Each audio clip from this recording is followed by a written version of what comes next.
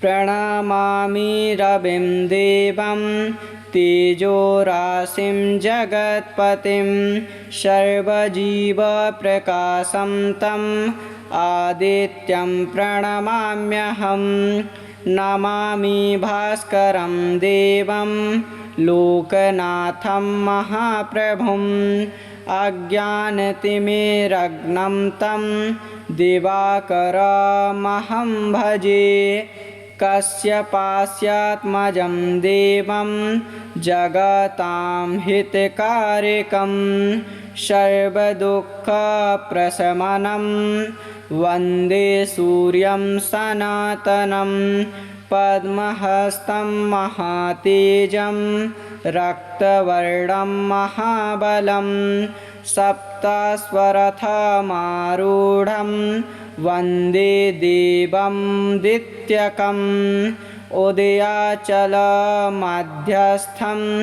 सर्वलोकैकदीपकं तमोनाशकरं देवं प्रणमामि प्रभाकरम् आरोग्यदं यशोदं च आयुर्दं सुखदायकं धनधान्यप्रदं देवं नमामि सूर्यभास्करं ग्रहाणामधिपं देवं सर्वशक्तिसमन्वितं भक्ताभीष्टप्रदातारं वन्दे सूर्यनारायणं प्रणमामि रविं देवं तेजोराशिं जगत्पतिं सर्वजीवप्रकाशं तम् आदित्यं प्रणमाम्यहं नमामि भास्करं देवं लोकनाथं महाप्रभुम् अज्ञानतिमिरग्नं तं दिवाकरमहं भजे कश्यपास्यात्मजं देवं जगतां हितकारिकं सर्वदुःखप्रशमनं वन्दे सूर्यं सनातनं पद्महस्तं महातेजं रक्तवर्णं महाबलं सप्तस्वरथमारूढं वन्दे देवं दित्यकम् उदयाचलमध्यस्थं सर्वलोकैकदीपकं तमोनाशकरं देवं प्रणमामि प्रभाकरम् आरोग्यदं यशोदं च आयुर्दं सुखदायकं धनधान्यप्रदं देवं नमामि सूर्यभास्करं ग्रहाणामधिपं देवं सर्वशक्तिसमन्वितं भक्ताभीष्टप्रदातारं वन्दे सूर्यनारायणं प्रणमामि रविं देवं तेजोराशिं जगत्पतिं सर्वजीवप्रकाशं तम् आदित्यं प्रणमाम्यहं नमामि भास्करं देवं लोकनाथं महाप्रभुम् अज्ञानतिमिरग्नं तं दिवाकरमहं भजे कश्यपास्यात्मजं देवं जगतां हितकारिकं सर्वदुःखप्रशमनं वन्दे सूर्यं सनातनं पद्महस्तं महातेजं रक्तवर्णं महाबलं सप्तस्वरथमारूढं वन्दे देवं दित्यकम् उदयाचलमध्यस्थं सर्वलोकैकदीपकं तमोनाशकरं देवं प्रणमामि प्रभाकरम् आरोग्यदं यशोदं च आयुर्दं सुखदायकं धनाधान्यप्रदं देवं नमामि सूर्यभास्करं ग्रहाणामधिपं देवं सर्वशक्तिसमन्वितं भक्ताभीष्टप्रदातारं वन्दे सूर्यनारायणं प्रणमामि रविं देवं तेजोराशिं जगत्पतिं सर्वजीवप्रकाशं तम् आदित्यं प्रणमाम्यहं नमामि भास्करं देवं लोकनाथं महाप्रभुम् अज्ञानतिमिरग्नं तं दिवाकरमहं भजे कश्यपास्यात्मजं देवं जगतां हितकारिकं सर्वदुःखप्रशमनं वन्दे सूर्यं सनातनं पद्महस्तं महातेजं रक्तवर्णं महाबलं सप्तस्वरथमारूढं वन्दे देवं दित्यकम् उदयाचलमध्यस्थं सर्वलोकैकदीपकं तमुनाशकरं देवं प्रणमामि प्रभाकरम् आरोग्यदं यशोदं च आयुर्दं सुखदायकं धनाधान्यप्रदं देवं नमामि सूर्यभास्करं ग्रहाणामधिपं देवं सर्वशक्तिसमन्वितं भक्ताभीष्टप्रदातारं वन्दे सूर्यनारायणं प्रणमामि रविं देवं तेजोराशिं जगत्पतिं सर्वजीवप्रकाशं तम् आदित्यं प्रणमाम्यहं नमामि भास्करं देवं लोकनाथं महाप्रभुम् अज्ञानतिमिरग्नं तं दिवाकरमहं भजे कश्यपास्यात्मजं देवं जगतां हितकारिकं सर्वदुःखप्रशमनं वन्दे सूर्यं सनातनं पद्महस्तं महातेजं रक्तवर्णं महाबलं सप्तस्वरथमारूढं वन्दे देवं दित्यकम् उदयाचलमध्यस्थं सर्वलोकैकदीपकं तमुनाशकरं देवं प्रणमामि प्रभाकरम् आरोग्यदं यशोदं च आयुर्दं सुखदायकं धनाधान्यप्रदं देवं नमामि सूर्यभास्करं ग्रहाणामधिपं देवं सर्वशक्तिसमन्वितं भक्ताभीष्टप्रदातारं वन्दे सूर्यनारायणं प्रणमामि रविं देवं तेजोराशिं जगत्पतिं सर्वजीवप्रकाशं तम् आदित्यं प्रणमाम्यहं नमामि भास्करं देवं लोकनाथं महाप्रभुम् अज्ञानतिमिरग्नं तं दिवाकरमहं भजे कश्यपास्यात्मजं देवं जगतां हितकारिकं सर्वदुःखप्रशमनं वन्दे सूर्यं सनातनं पद्महस्तं महातेजं रक्तवर्णं महाबलं सप्तस्वरथमारूढं वन्दे देवं दित्यकम् उदयाचलमध्यस्थं सर्वलोकैकदीपकं तमुनाशकरं देवं प्रणमामि प्रभाकरम् आरोग्यदं यशोदं च आयुर्दं सुखदायकं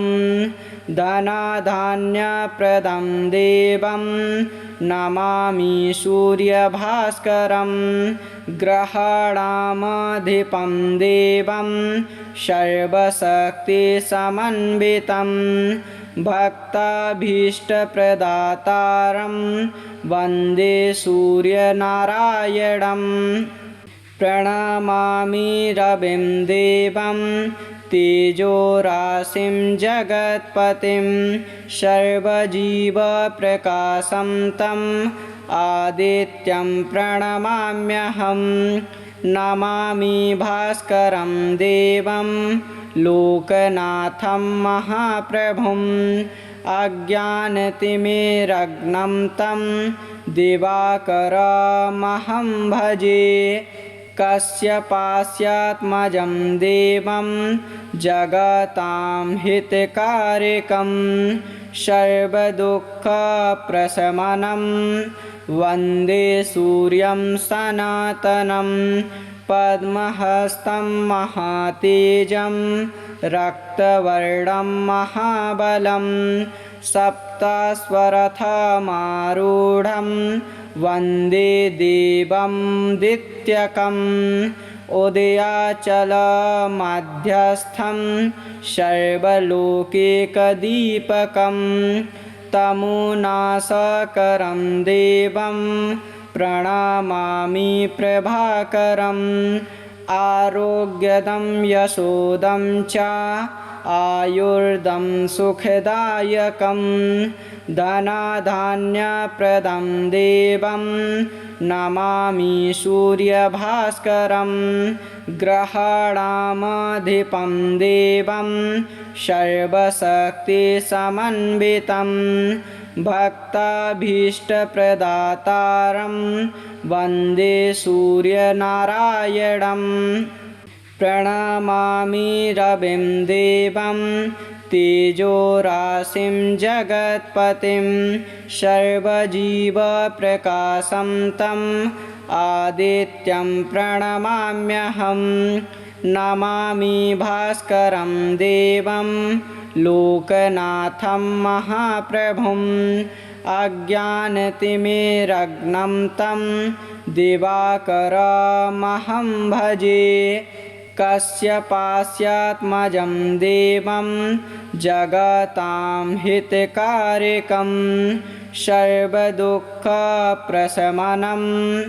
वन्दे सूर्यं सनातनं पद्महस्तं महातेजं रक्तवर्णं महाबलं सप्तस्वरथमारूढं वन्दे देवं दित्यकम् उदयाचलमध्यस्थं सर्वलोकैकदीपकं तमुनाशकरं देवं प्रणमामि प्रभाकरम् आरोग्यदं यशोदं च आयुर्दं सुखदायकं धनधान्यप्रदं देवं नमामि सूर्यभास्करं ग्रहाणामधिपं देवं सर्वशक्तिसमन्वितं भक्ताभीष्टप्रदातारं वन्दे सूर्यनारायणं प्रणमामि रविं देवं तेजोराशिं जगत्पतिं सर्वजीवप्रकाशं तम् आदित्यं प्रणमाम्यहं नमामि भास्करं देवं लोकनाथं महाप्रभुम् अज्ञानतिमिरग्नं तं दिवाकरमहं भजे कश्यपास्यात्मजं देवं जगतां हितकारकं सर्वदुःखप्रशमनं वन्दे सूर्यं सनातनं पद्महस्तं महातेजं रक्तवर्णं महाबलं सप्तस्वरथमारूढं वन्दे देवं दित्यकम् उदयाचलमध्यस्थं सर्वलोकैकदीपकं तमोनाशकरं देवं प्रणमामि प्रभाकरम् आरोग्यदं यशोदं च आयुर्दं सुखदायकं धनधान्यप्रदं देवं नमामि सूर्यभास्करं ग्रहाणामधिपं देवं सर्वशक्तिसमन्वितं भक्ताभीष्टप्रदातारं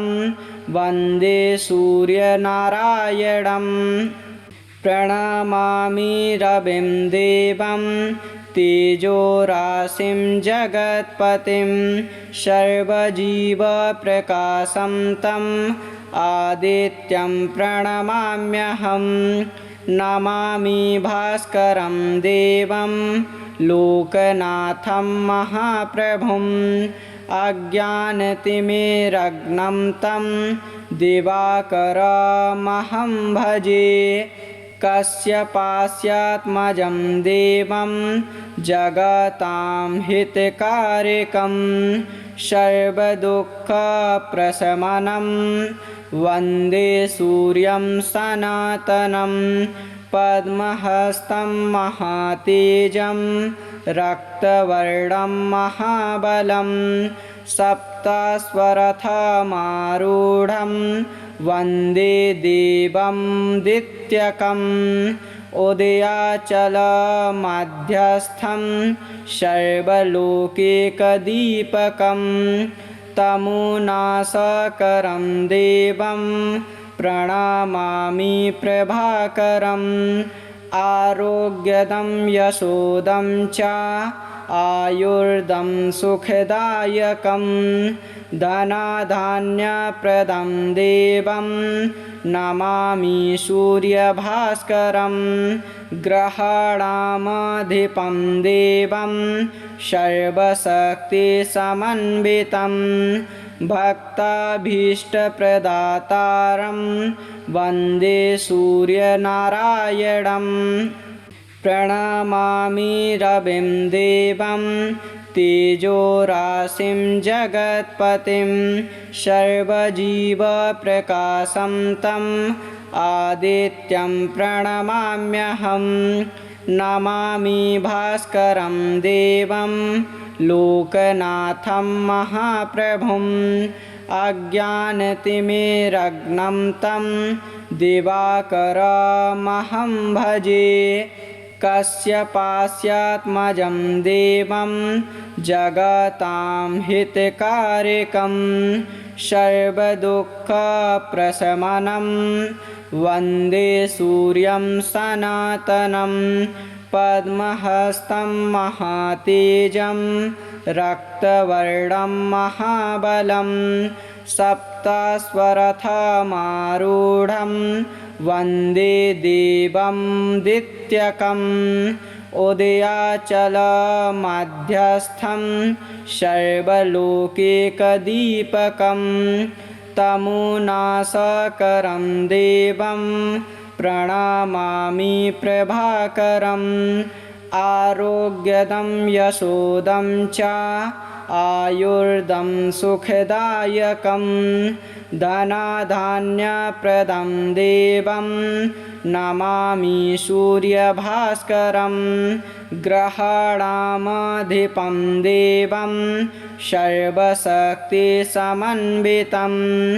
भक्ताभीष्टप्रदातारं वन्दे सूर्यनारायणं प्रणमामि रविं देवं तेजोराशिं जगत्पतिं सर्वजीवप्रकाशं तम् आदित्यं प्रणमाम्यहं नमामि भास्करं देवं लोकनाथं महाप्रभुम् अज्ञानतिमिरग्नं तं दिवाकरमहं भजे कश्यपास्यात्मजं देवं जगतां हितकारिकं सर्वदुःखप्रशमनं वन्दे सूर्यं सनातनं पद्महस्तं महातेजं रक्तवर्णं महाबलं सप्तस्वरथमारूढं वन्दे देवं दित्यकम् उदयाचलमध्यस्थं सर्वलोकैकदीपकं तमुनाशकरं देवं प्रणमामि प्रभाकरम् आरोग्यदं यशोदं च आयुर्दं सुखदायकं धनधान्यप्रदं देवं नमामि सूर्यभास्करं ग्रहाणामधिपं देवं सर्वशक्तिसमन्वितं भक्ताभीष्टप्रदातारं वन्दे सूर्यनारायणं प्रणमामि रविं देवं तेजोराशिं जगत्पतिं सर्वजीवप्रकाशं तम् आदित्यं प्रणमाम्यहं नमामि भास्करं देवं लोकनाथं महाप्रभुम् अज्ञानतिमिरग्नं तं दिवाकरमहं भजे कश्यपास्यात्मजं देवं जगतां हितकारिकं सर्वदुःखप्रशमनं वन्दे सूर्यं सनातनं पद्महस्तं महातेजं रक्तवर्णं महाबलं सप्तस्वरथमारूढं वन्दे देवं दित्यकम् उदयाचलमध्यस्थं सर्वलोकैकदीपकं तमुनाशकरं देवं प्रणमामि प्रभाकरम् आरोग्यदं यशोदं च आयुर्दं सुखदायकं धनधान्यप्रदं देवं नमामि सूर्यभास्करं ग्रहाणामधिपं देवं सर्वशक्तिसमन्वितं भक्ताभीष्टप्रदातारं वन्दे सूर्यनारायणं प्रणमामि रविं देवं तेजोराशिं जगत्पतिं सर्वजीवप्रकाशं तम् आदित्यं प्रणमाम्यहं नमामि भास्करं देवं लोकनाथं महाप्रभुम् अज्ञानतिमिरग्नं तं दिवाकरमहं भजे कश्यपास्यात्मजं देवं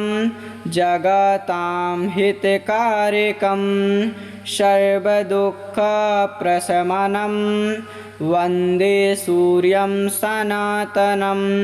पद्महस्तं महातेजं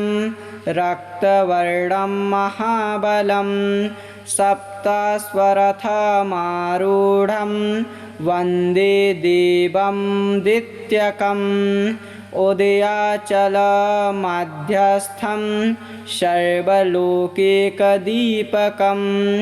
तमुनाशकरं देवं प्रणमामि प्रभाकरम् आरोग्यदं यशोदं च आयुर्दं सुखदायकं धनधान्यप्रदं देवं नमामि सूर्यभास्करं ग्रहाणामधिपं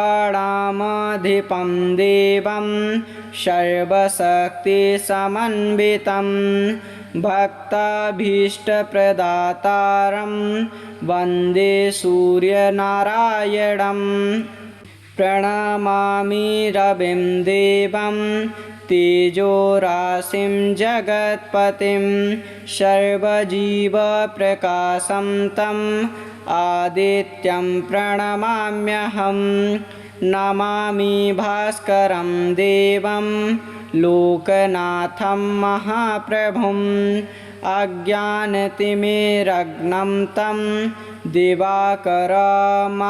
भजे कश्यपास्यात्मजं देवं